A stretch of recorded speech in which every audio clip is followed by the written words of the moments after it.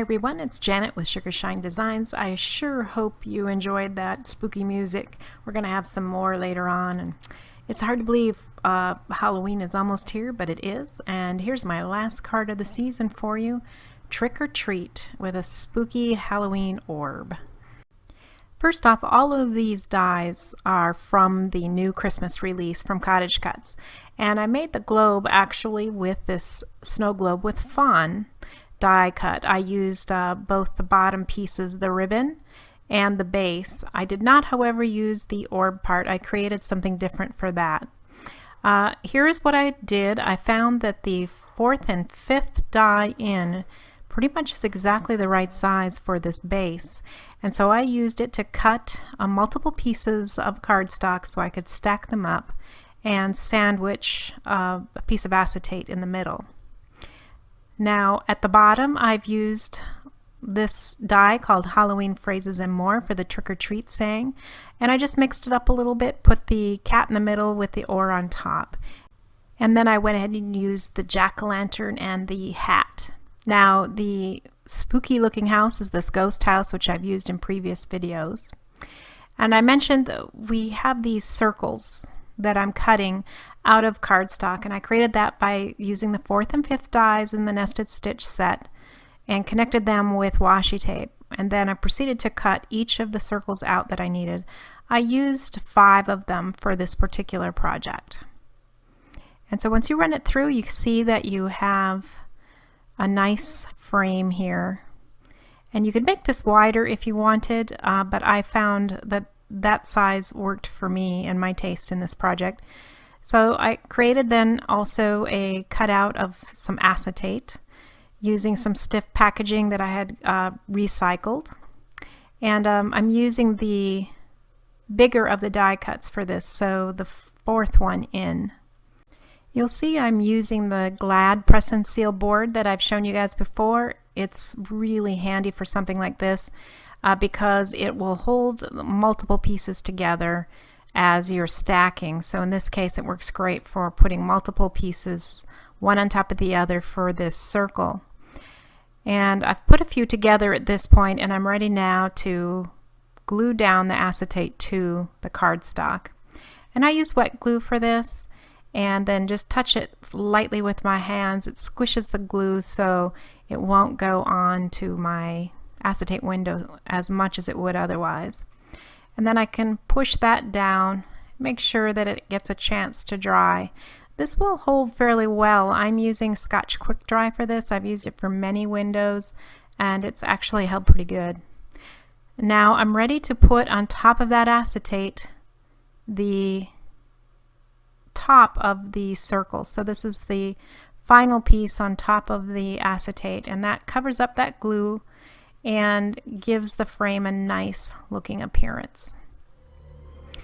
So next I'm going to show you how I made the orb glow and a few of the other steps to get ready to finish the card off.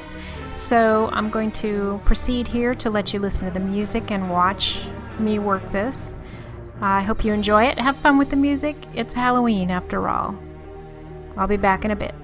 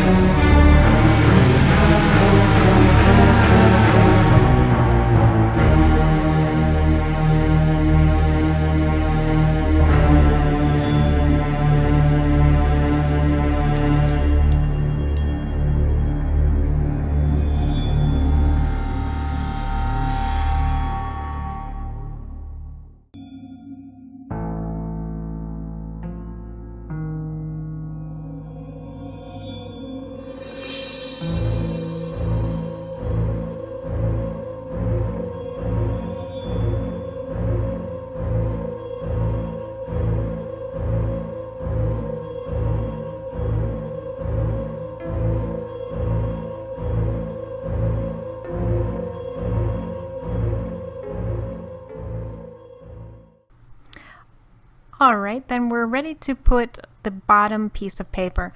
Now this paper comes from a paper stack called Eek-A-Boo Stack. I bought it a few years ago, and it's die cuts with a view. So I'm just trimming that up, and the next thing I'm going to do is put glue here on my ribbon so that I can attach it to cover up that raw edge of the paper and kind of give that nice transition between the white cardstock base and my paper. Plus I like this, it's got a little bit of gold and orange kind of glitter in it. It's really quite pretty. Reminds me of candy corn or something like that. So now I was sitting here trying to figure out where I should put the base, and I decided that I would put it just like I show it, where the base looks like it's kind of flat, where the circle becomes flat at the bottom. And then just for good measure, I used both some wet glue and also some Scotch tape here just to secure it down at the bottom and make sure that it would not come apart. Now I kind of marked where I wanted my haunted house to be after I had placed the orb and fooled around a little bit. That was off camera. And at this point I'm preparing to glue the house down. And I had marked where I wanted it with a little piece of pencil, at least a mark of a pencil rather, and then I knew where to put it and it would be in perfect placement for the orb. Now the orb, or the globe, I put some double-sided tape down so that it would have some height to go along with the height of my orb, because remember that was about 5 layers thick, so it stood up a bit. Use some wet glue again to go right over the yellow and golden tones. The idea I had here was that the yellow and gold would sort of glow from within, and that's why I call it spooky, as well as the spooky house. Now I used that ribbon like I mentioned before. I put a little gem on there, and then it was ready to go with my sentiment at the bottom. So you'll see here I put trick or treat, and then I'm going to use the cat in the middle and put the oar right on top of that kitty cat. And so at this point I have placed the first half, trick, and the cat with the oar.